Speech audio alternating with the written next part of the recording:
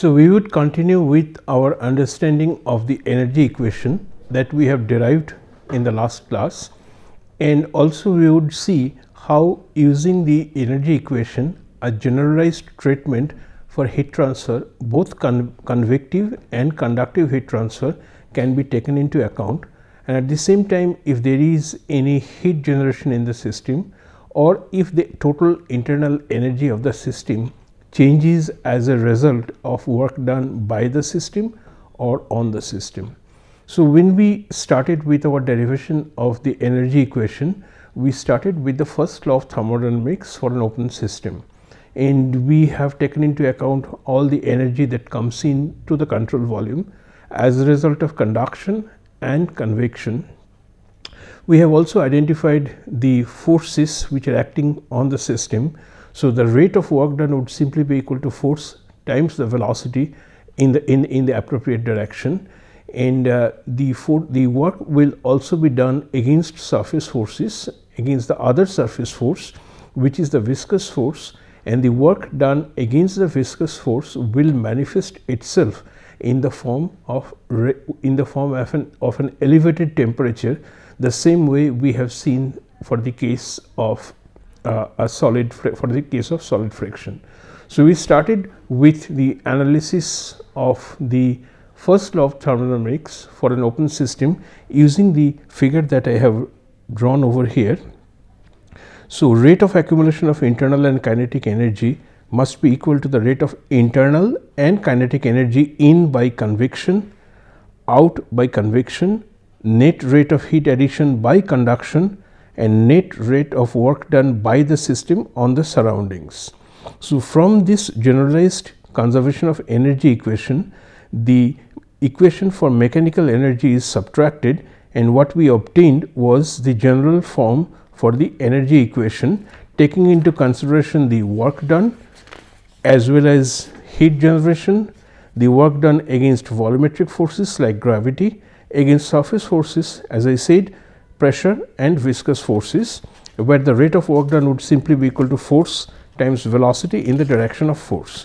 So, with this, after we simplify this, we have obtained the equation of energy for a system in which both convection, which is embedded into the substantial derivative in this form, the conduction, heat conduction, the expansion effects, and a function phi sub v, which is known as the viscous dissipation, which takes into account all the forces, all the work done against the viscous forces.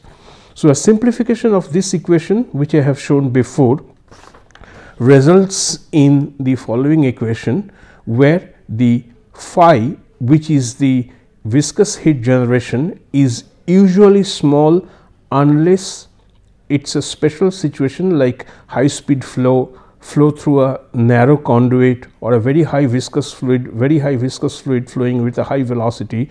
So, this term is generally dropped, and if we drop the viscous dissipation term, then what we have is the left hand side which has the transient effect as well as the convection effects. This is the conduction effect, and this is the rate of heat generation. So, this is the conduction equation which we have obtained in vector tensor notation, and if you refer to your textbook, what you would see here is the equation of energy is given in a tabular form with two columns. The first column refers to energy, the conductive heat, in the form of qx, qy and qz in rectangular coordinates, whereas on the right hand side of the table, the Fourier's law has been substituted in here, and if we assume the thermal conductivity K to be independent of position, then this would be the form of the equation of energy for a rectangular coordinate system. Notice the term, this entire term with viscosity mu in front of it. So, if you have viscosity, this term refers to the viscous heat generation, or in other words the phi, the function phi that I have introduced before.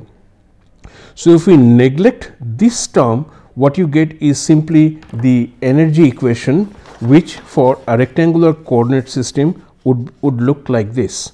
So, rho Cp, the substantial derivative, is equal to K, the thermal conductivity, times del 2T del x square, del y square and del z square, and if there is a heat generation over here, a Q dot term, which is the volumetric heat generation, must be added to the right hand side.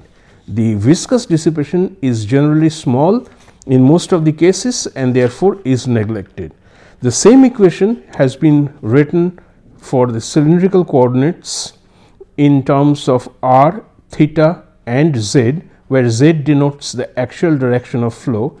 And again, if you have to consider the viscous heat generation, then this entire term needs to be added to the energy equation, but for most of the normal cases this term would be 0, and therefore this is going to be my governing equation for cylindrical coordinates.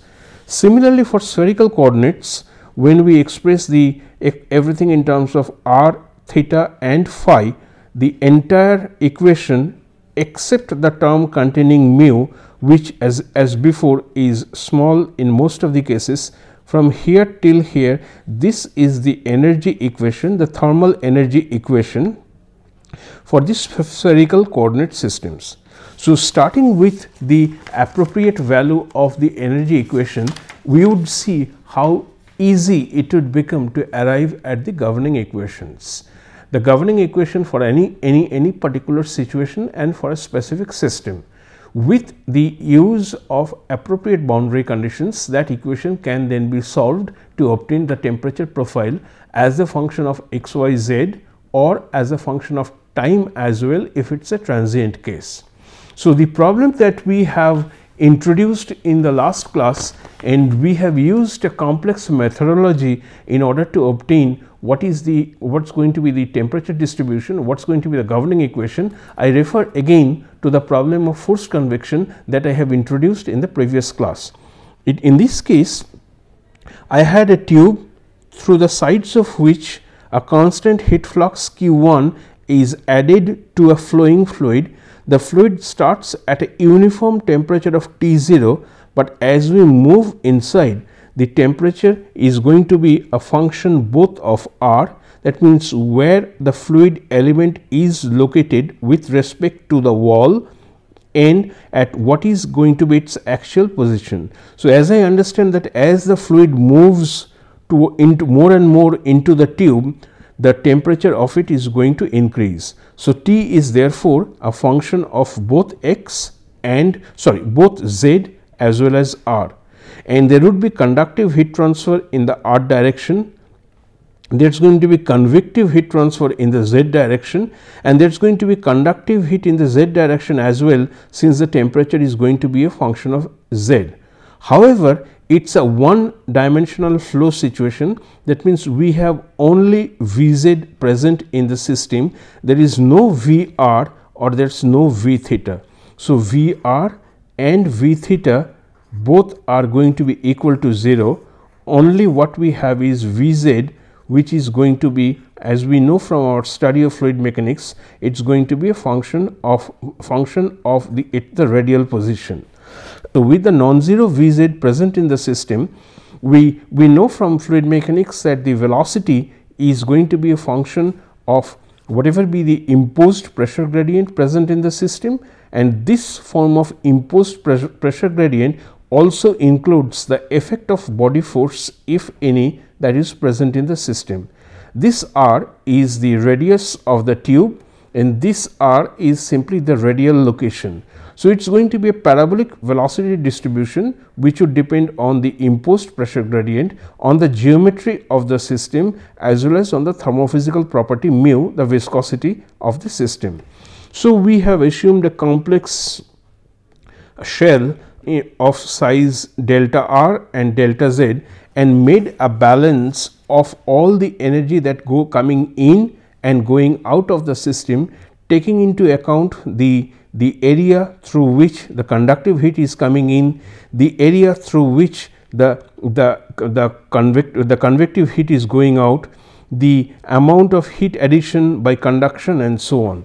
So, at the end of the complex process, after plugging in the value of Vz, the actual velocity, the radial heat flux in the R direction, and radial heat flux in the z direction, we have obtained the governing equation in this specific form. So, since we now have the energy equation at hand, we do not need to go through all these complex laborious steps in order to obtain the governing equation.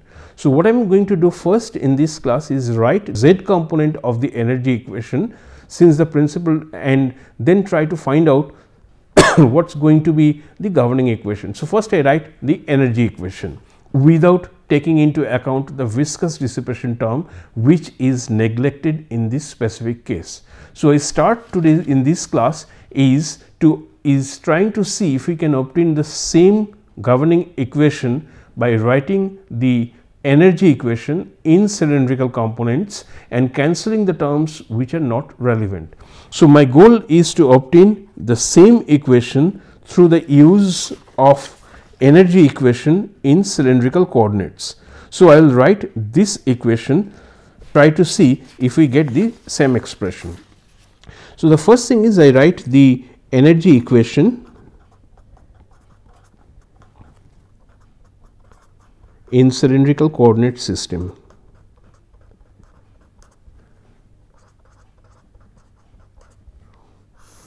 So, this equation would simply be rho Cp times del temperature by del time plus Vr times del T del R plus V theta by R del T by del theta plus Vz del T del Z is equal to K times 1 by R del R of R del T del Z plus 1 by R square del 2 T by del theta square plus del 2 T by del Z square. One point I would like to mention here is that you are not supposed to remember any of these equations. For any problem that will be asked to you, the forms of energy equation, Navier-Stokes equation, the species balance equations, all these equations would be provided to you. So, you just have to choose the right equation in the appropriate direction for the case of Navier-Stokes equation in the right coordinate system, and then using logic, clear logic, you have to cancel the terms. So, you do not think that you have to remember this equation for your test or for anything else. So, we start with this. The first is I am going to say this is 0 since this is a steady state situation. The second one is we know that V theta is equal to 0. There is no flow in the theta direction. So, this part would be equal to 0, and t is not a function of theta.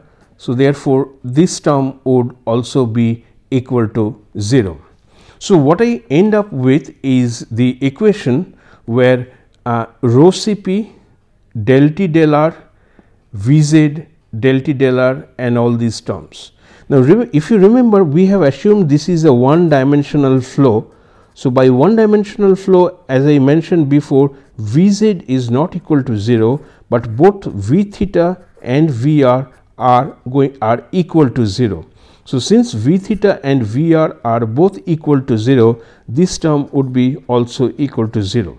So, if you simply by following the flow situation and the heat transfer that we have in here, so what we have then here is rho Cp times Vz del T del Z is equal to K times 1 by R del R of R del T del R plus del 2 T by del Z square. This is my governing equation, and I simply substitute the axial velocity from my knowledge of fluid mechanics as rho Cp Vmax 1 minus R by R whole square times del T del Z is equal to K times 1 by R del r of r del t del r plus del 2t del z square. So, this is my governing equation. Now, let us see the governing equation which I have obtained in just 2 steps. Is it identical to the governing equation which I have obtained through a shell energy balance? So, if you compare these 2 equations, what you are going to see is they are exactly identical. So, the expression, the governing equation that you have obtained by a complex shell energy balance method, you can arrive at the same equation by simply following these 3 steps. So, this underscores the utility of energy equation in dealing with any problem of heat transfer, energy transfer, work done in any process. I have neglected any viscous dissipation in the formulation, and I have also assumed that there is no heat generation in the fluid, in the liquid itself. So, this is my governing equation which I now need to solve with appropriate boundary conditions.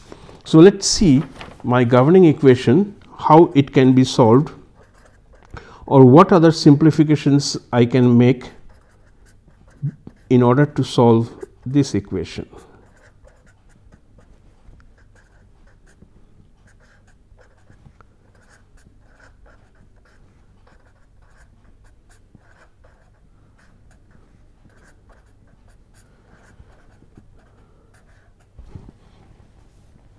If you consider the significance of each of these terms, the first term on the left hand side, since it contains the velocity, it must be taking into account of convection. This and this, it has the thermal conductivity K in it, and it has been obtained by substituting Fourier's law. So, this is conduction in r direction, this is conduction in z direction. Now, if you consider the effect of these terms in energy transport process, you would see that there is going to be a significant variation in temperature in the r direction in comparison to the temperature variation that you would get in z direction, or in other words, the conductive heat transfer in the z direction will contribute less, significantly less, in comparison to the conductive heat transfer that you would get in the r direction. So, there is a sharp temperature gradient from the wall to the center line, but as the fluid moves in the z direction, the principal reason for heat transfer in the z direction is convection and not the conduction. So, since the principal reason of heat transfer in the z direction is by convection, I should be able to safely neglect, without introducing appreciable error, any conduction that takes place in the z direction. So, if you follow this one more time, I will say in this that the motion in the z direction contributes to the heat transfer process. Since its motion in the z direction, it is convection, whereas the temperature gradient in the r direction is sharp, and therefore, the heat transfer in the r direction is principally governed by conduction, whereas the effect of conduction in the z direction is small as compared to the convection in the z direction. So, my reduced governing equation now takes the form V max times 1 minus r by r whole square times del t del z is equal to k times 1 by r del r of r del t del r. This is the equation that I need to solve in order to obtain the temperature profile and other parameters, but it is still a partial differential equation. my T is a function of both R and Z. So, what are the boundary conditions? The boundary conditions I can write as at R equals 0, that means at the central line, T has to be finite,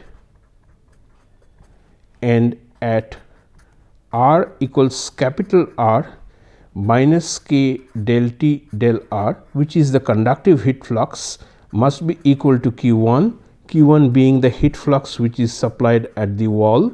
So, therefore, the conductive heat at R equals capital R must be equal to Q1, which is a constant heat is being supplied, and at Z equals 0, that means at the beginning of this T, the temperature is going to be a constant, let us call it at T0, and this is for all R.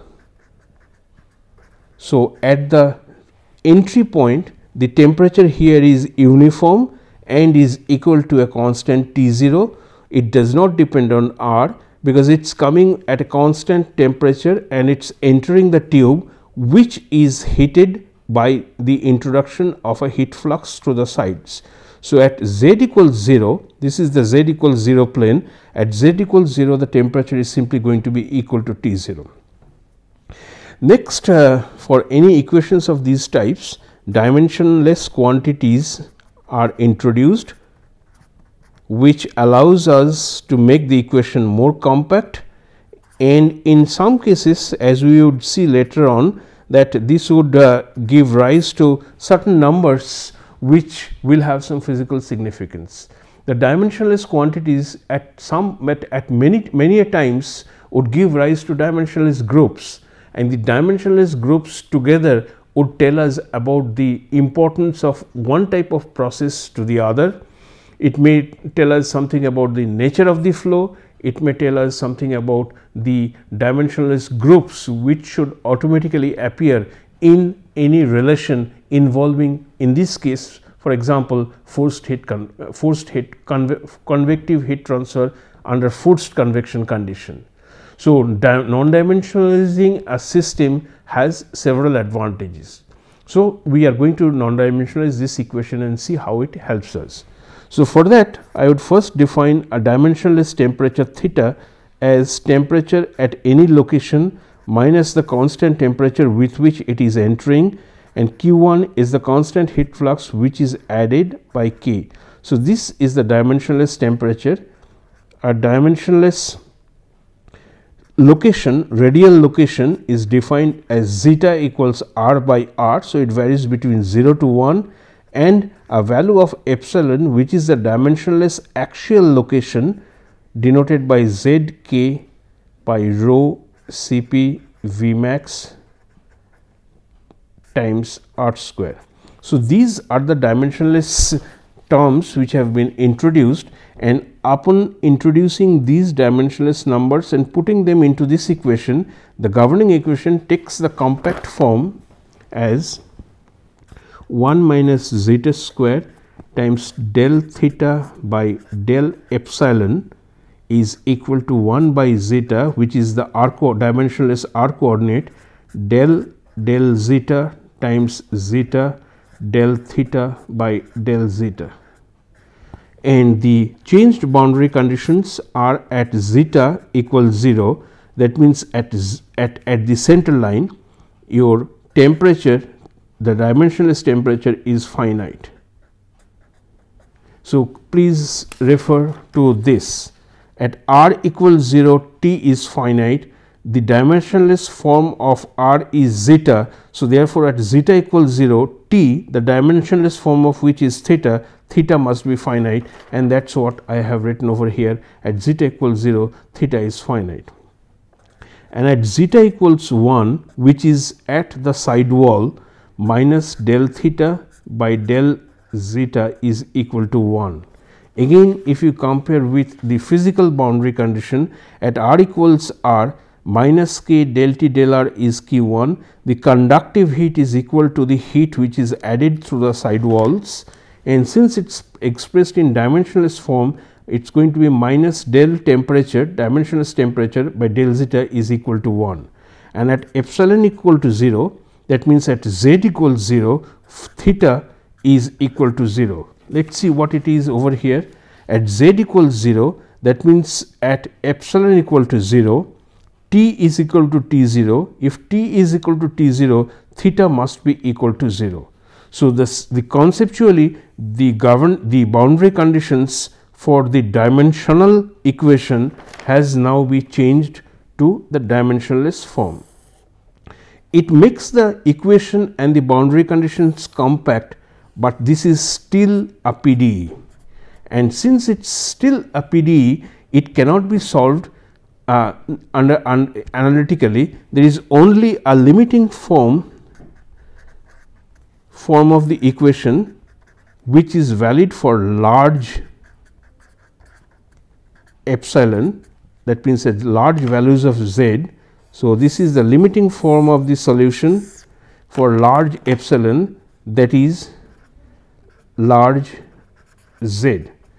It can be assumed, that means when the fluid has really traveled far into, this is the z direction, far into the fluid, it is safe to assume that the temperature, dimensionless temperature, is going to be a linear function of epsilon, that means z, plus psi, a function of zeta. This is a condition which needs some explanation. So, I will try to explain that to you. As the fluid starts to move in the z direction, its temperature will progressively increase, but after a certain distance after the fluid has traveled certain distance, the shape of the profile, which is given by the function by its functional dependence on r, or in dimensionless form zeta, the shape of the profile will remain unchanged, only the values will keep on increasing, and that too linearly with z. So, that is a condition of fully developed flow, thermally fully developed flow, in which the shape of the profile, which is denoted by this function, the shape of the profile does not change, but the values of temperature is going to be a linear function of z, of epsilon, that is z, and C0 is simply a constant. So, my dimensionless temperature profile is simply going to be a linear function of z, and at any axial point, the functional form will remain unchanged. So, the first two boundary conditions will still be valid, and the third boundary condition needs to be replaced by an integral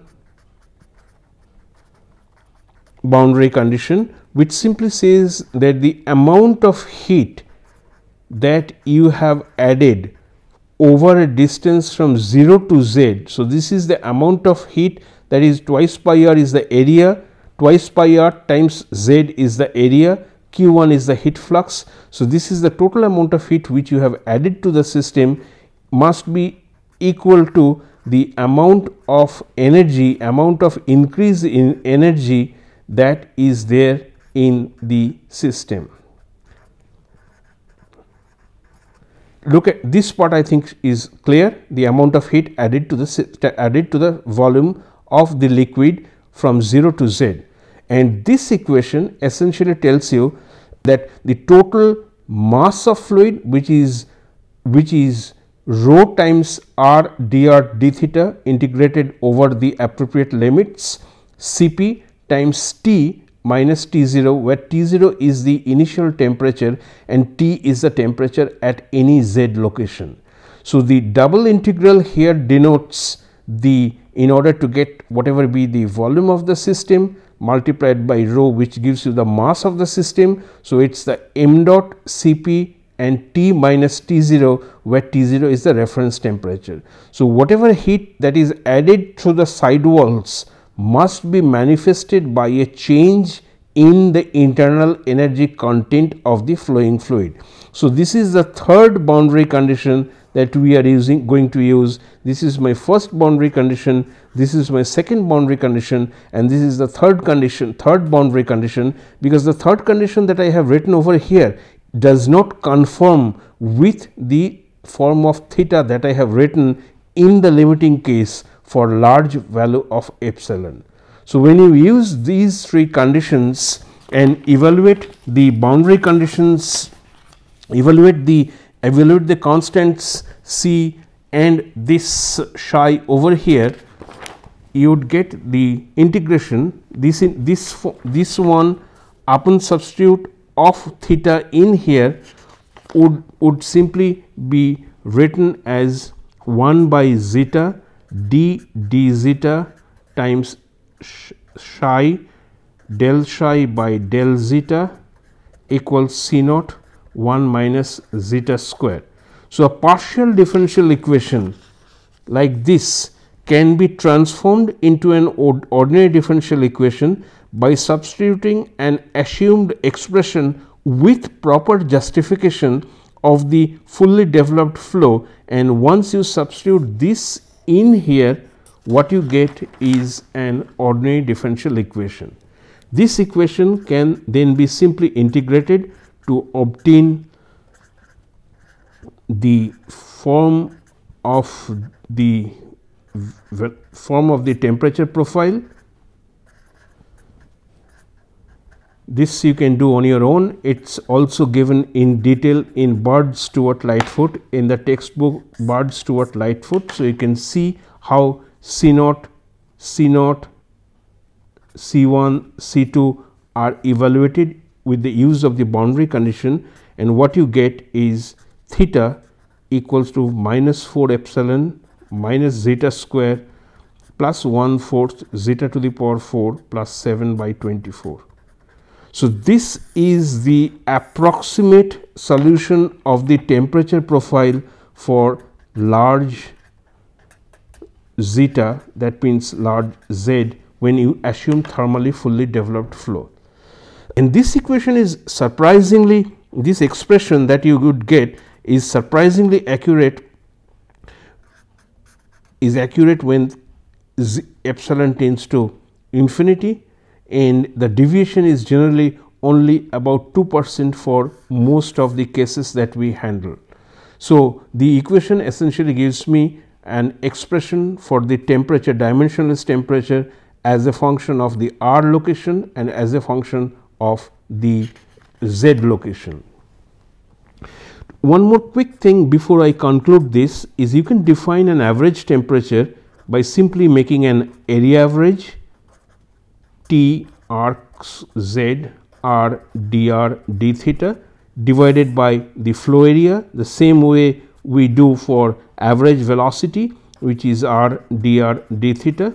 So, this is the area average temperature, where it simply averaged over the area. But the more common one, which is denoted by, let us say, Tb, which is Vzt divided by Vz, and as the expression suggests, it is going to be 0 to 2 pi 0 to r Vz, which is a function of r, times T r z r dr d theta divided by 0 to 2 pi 0 to r Vz, which is a function of r dr d theta. So, this is the area average temperature, and this one is called the cup mixing temperature, which is most commonly used in heat transfer. Since I have multiplied velocity, brought in velocity in here, the cup mixing temperature is the temperature. Let us say you have the tube which is heated from the sides, the flow is taking place, and suddenly you decide at some location you are collecting the fluid. As you are collecting the fluid and mixing it, there is a variation in temperature with R, but since you are mixing it together, that means you are getting a temperature which is the mixed state.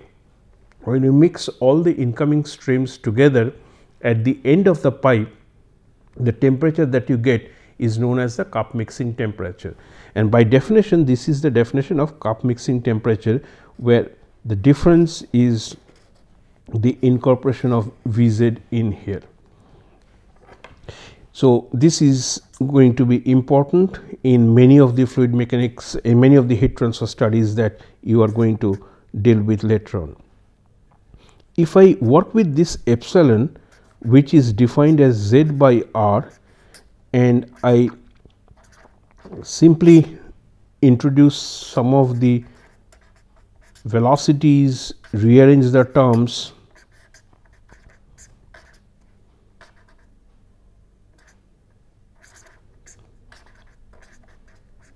you remember the epsilon that we have used before.